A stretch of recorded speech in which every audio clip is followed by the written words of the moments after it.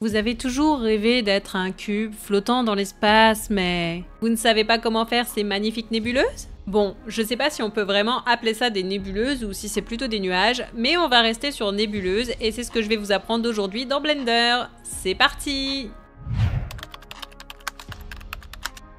Première chose qu'il vous faut absolument dans votre scène, roulement de tambour. Le merveilleux cube par défaut, bien sûr. Non, c'est faux. Alors, j'arrive pas à croire que je vais dire ça, mais il ne nous sera d'aucune utilité dans ce tuto. Donc, vous pouvez objectivement le... Ah non, c'est trop dur de supprimer l'un de mes compatriotes. Je refuse de devenir une antagoniste. Alors, ce que je vais faire, c'est que je vais le mettre dans une collection à part et le cacher. Comme ça, je continue de lutter pour la préservation des cubes par défaut. Et vous aussi, hein. Bon, maintenant que vous avez courageusement sauvé une vie, vous allez venir ajouter un plan dans votre scène et c'est avec lui qu'on va réaliser notre nébuleuse.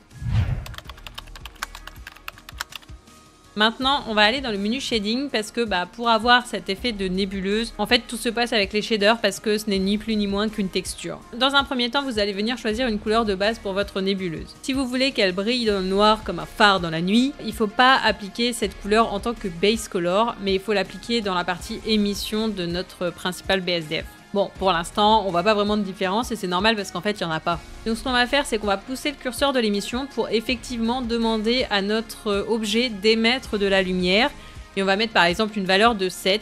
Et là, on voit tout de suite l'éclat lumineux apparaître. C'est magique. Bon, et si vous voulez vraiment voir que ça brille, il faut activer le bloom. Et pour ça, il vous suffit d'aller dans les propriétés de rendu et de cocher la case bloom. Vous voyez la différence ? Ce qu'on va faire, c'est qu'on va aussi aller dans le spécular et mettre la valeur de l'IOR à 0. Le spécular, c'est une propriété qui permet de gérer la réflexion de la lumière sur votre objet. Et pourquoi on le met à 0 ? Parce qu'ici, en fait, on a une nébuleuse, ou un nuage, hein, si vous voulez, et c'est donc un objet qui ne va pas refléter la lumière, mais plutôt l'absorber. Donc, on met à 0, et comme ça, on n'aura pas de problème de reflet bizarre sur notre nébuleuse en fonction de notre éclairage. Parce qu'en soi, c'est un nuage, et un nuage, ça reflète pas la lumière comme le ferait une bille de verre, par exemple. Personnellement, je vais aussi régler ma base color en noir pour être sûr qu'il n'y ait aucune interférence entre la couleur de base et la couleur de l'émission si je venais à les changer. Mais en vrai, à la fin, ça change pas grand chose, si c'est rien du tout, hein. On va juste dire que ça me rassure. Bon, il est temps de passer aux choses sérieuses. Première chose qu'on veut pas, c'est que notre nébuleuse soit toute carrée. Alors je sais qu'ici on est pro cube, hein, mais une nébuleuse en forme carrée, c'est quand même un peu bizarre. Donc pour éviter ça, ce qu'on va faire, c'est qu'on va lui demander d'être ronde. Et plutôt que de venir modifier notre plan pour en faire un cercle, machin truc, bidule chouette, alors que ce serait pas du tout pratique, ce qu'on va faire, c'est qu'on va juste ajouter une node gradient à notre texture et la mettre en mode sphérical. Et c'est pas centré. Parce que Blender, bon du coup va falloir qu'on pallie ce problème. Et pour ça, il nous suffit d'ajouter une node texture coordinate et de la brancher à notre gradient avec la sortie objet. Et voilà, maintenant on a enfin la bonne forme et le bon emplacement pour notre nébuleuse qui va apparaître dans la partie blanche du plan.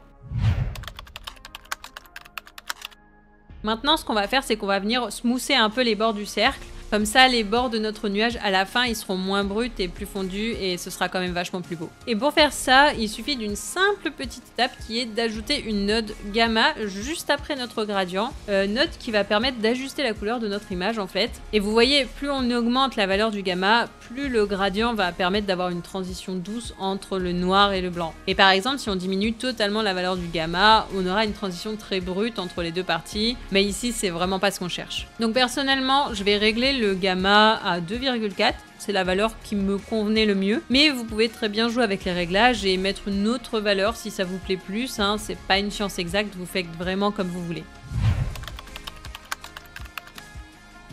Ok, donc une fois qu'on a tout ça, si on veut une nébuleuse, il faut qu'on donne un effet un peu nuageux à notre cercle. Et pour ça, on va utiliser une noise texture pour donner de la matière à notre objet. Alors la première chose qu'on va faire, c'est qu'on va décocher la case normalize. Comme ça, notre texture, elle sera plus brute dans ses transitions sans forcément utiliser toutes les nuances de gris comme elle le faisait auparavant. Et grâce à ça, on aura des zones noires pures qui vont être des zones de vraie transparence sur notre nuage. Ce qui n'aurait pas forcément été le cas avec le gris, mais vous comprendrez mieux l'utilité de faire ça un peu plus loin dans la vidéo.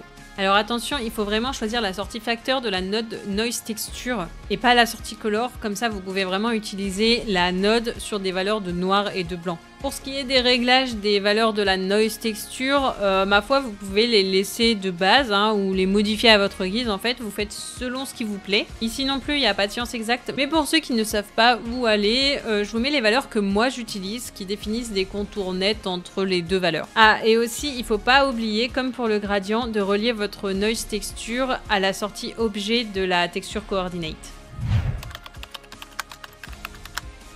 Bon, maintenant qu'on a mis tous les trucs en place, on va voir pour les relier ensemble. Et pour ça, il va falloir aller chercher une mass node et la régler sur multiply. On va ensuite venir relier notre ligne où il y a le gradient à la première entrée du multiply et notre noise texture à la seconde entrée. Et la sortie du multiply, on va venir la brancher sur l'alpha de notre principal BSDF. Pourquoi sur l'alpha et pas ailleurs? Bah, c'est tout simplement parce qu'on veut récupérer la transparence, sinon on n'aura pas de nuage et c'est l'alpha qui permet ça. Et là, vous allez me dire que je vous raconte des salades parce qu'on a tout branché et que c'est moche. Et je vous l'accorde, hein. Mais attendez encore un tout petit peu, parce qu'il nous reste plus grand chose à faire avant d'avoir une nébuleuse parfaite. Déjà, il va falloir qu'on vienne activer la transparence sur notre matériau. Et pour ça, il suffit d'aller dans les propriétés du matériel sur le côté et de régler le blend mode sur alpha blend, qui va définir la couleur noire de notre texture comme étant de la transparence. Et on peut aussi régler le shadow mode sur none, comme ça évitera que notre nuage projette des ombres sur d'autres objets. Et là, on a presque notre nébuleuse.